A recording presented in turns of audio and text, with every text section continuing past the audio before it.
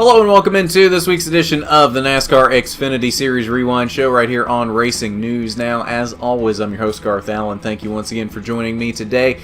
If this is your first time catching a Racing News Now video, consider going down below and hitting that subscribe button and ringing the bell for notifications so you don't miss a thing going forward.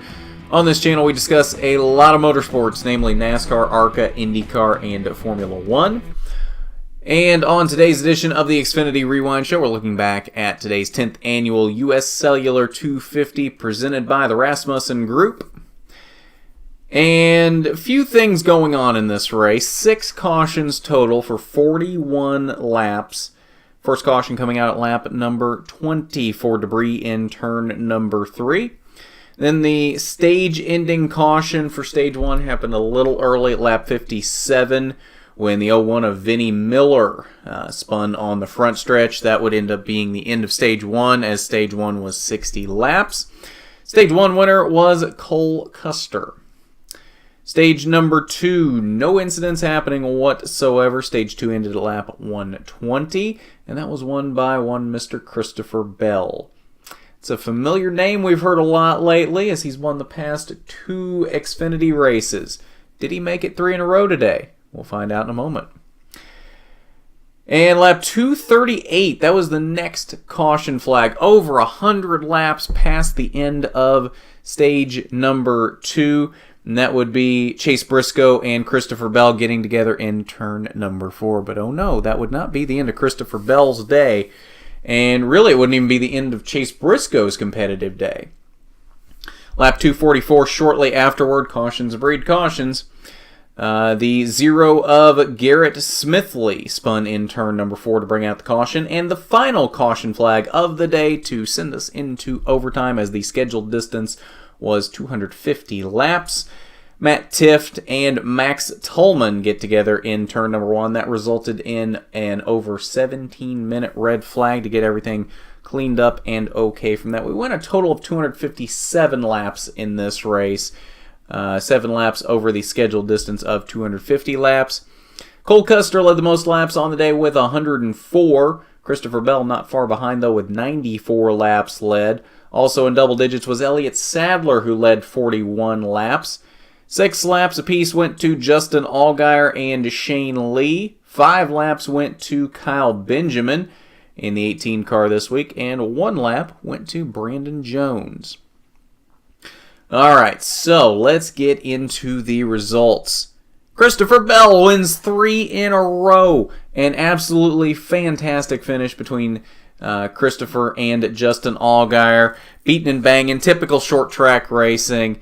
And that was really fun to watch there in overtime. A really fun finish to that race. You thought Christopher Bell had lost it on the last restart when Justin Allgaier had an amazing restart, took the lead.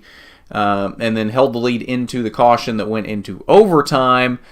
And then Christopher Bell just gets an amazing restart in overtime from 4th and is able to take the lead back from Justin Allgaier at the white flag in just an absolutely amazing finish.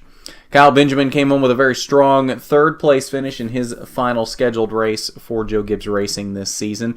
Shout out to Ross Chastain in 4th. Honestly, I had not even realized that he had finished 4th in this race till I got to looking at the results for this race right before I started filming this, and I don't know where he came from. I know he was fairly strong throughout the day. He was in the top 10 late, but I had no idea he had gotten to 4th. That's a fantastic finish for Ross Chastain in that 4 car, so congratulations, Ross Chastain. John Hunter Nemechek rounded out the top 5. The rest of your top 10 were Elliott Sadler, Ryan Reed, Ryan Truex, Cole Custer, and Chase Briscoe in the 60 car rounded out the top 10 this week. Daniel Hemrick down here in 11th. He had a stronger run going than he and Brandon Jones you see here in 12th. They got together in 3 and 4 on the final lap, and that relegated them to the last cars on the lead lap there in 11th and 12th. Shane Lee had a fairly strong run going most of the day. Pit strategy kind of mired him back a little further back in the field than I think what he kind of had the speed for. 13th on the day for Shane Lee in that 3 car. Casey Roderick making his first NASCAR start in a long time in the 23 car for GMS Racing. Comes home in the 15th position. Austin Cindric in the 22 car this week for Team Penske comes home in 18th. Not indicative of the speed that he had on the day either, as he finished 4th in the first stage and 5th in the second stage. 21st through 30th, Tyler Reddick just had an absolutely awful day. Spun early in the day in practice, and that set off a very disappointing day for Tyler Reddick. Just so many things happening to him throughout this race. I don't even know that we can recount all of it. Just he had an absolutely awful day. 5 laps off the pace in 22nd. Matt Tifft, after his incident there with with Max Tollman, that set up overtime, he ends up in the 26th position. Max Tollman down here in the 30th position. 31st through 40th. Nobody really of note down here, most of these being starting parks in the bottom of the field. So that is your results from the U.S. Cellular 250 at the Iowa Speedway. Now we'll head over to the Media Center because they're at a standalone race. They're not with the Cup Series. We don't have video, but we do have audio. So we'll show you what Christopher Bell had to say after this one. Chris, talk a little bit about becoming the first driver since Dale Earnhardt Jr. in 1999 to win 3 Xfinity Series races in a row. Oh, that's pretty special. I guess when it's your day, it's your day. These races they're so hard to win. That's one thing that I've had to learn the hardest thing that I've had to learn coming from sprint cars and open wheel racing. There's just, whenever you go open wheel racing, once they, you line up, you drop the green flag, and pretty much you got what you got. There's no pit stops. There's nothing to cycle the running order. So these races are just so long, and so many things go into who wins and who doesn't win. And my pit crew executed awesome today. Jason did a great job, and each pit stop, Jason made the car faster and faster. And I under that long green flag run, I kind of, I was keeping my fingers crossed there wasn't going to be yellow, but I think there were 2 or 3 cars that ran into the wall right in front of me. So I kind of figured at some point the yellow was going to come out. I just didn't know it was going to come right at my front bumper. But then it came time to execute restarts, and I did pretty good the first one, and then the second one I got snookered, and luckily the third one I got snookered enough to get put back to 4th and not 2nd or 3rd.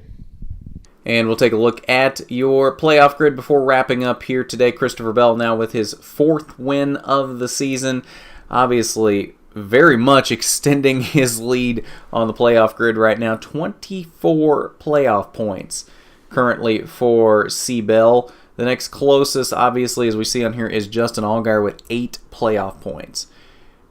Absolutely ridiculous the lead Christopher Bell is putting up right now, and he is definitely right now solidifying himself as the championship favorite. But as we know, anything can happen in this current playoff format, so just because it looks like Christopher Bell is the odds-on favorite does not mean he will necessarily win the championship.